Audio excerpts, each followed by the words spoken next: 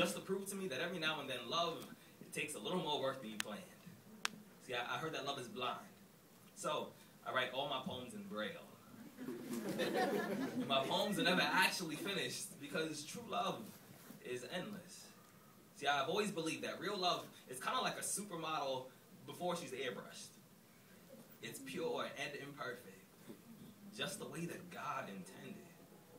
I'm going to be honest, I'm not much of a love poet, but if I was to wake up tomorrow morning and decide that I really wanted to write about love, you see, my first poem, it would be about you.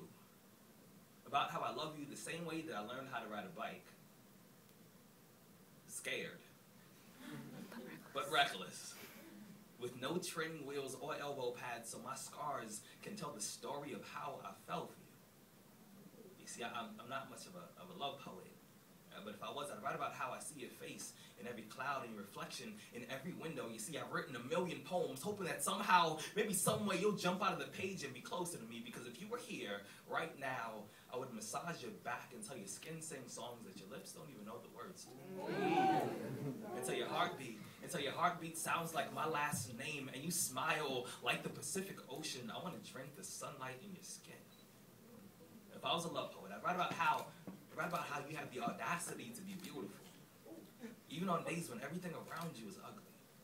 I'd write about your eyelashes and how they are like violin strings that play symphonies every time you blink. If I was a love poet, I'd write about how I melt in front of you like an ice sculpture every time I hear the vibration in your voice. And whenever I see your name on the caller ID, my heart plays hopscotch inside of my chest. It climbs onto my ribs like monkey bars, and I feel like a child all over again.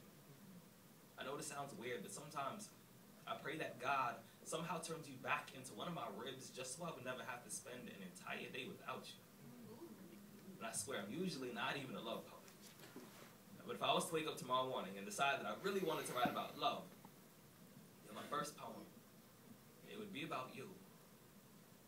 And after all of that, she was like, so how do you feel about it?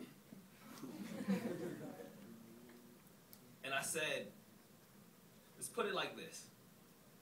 I want to be your ex-boyfriend's stuntman. I want to do everything that he never had the courage to do. Like trust you. I swear that when our lips touch, I can taste the next 60 years of my life.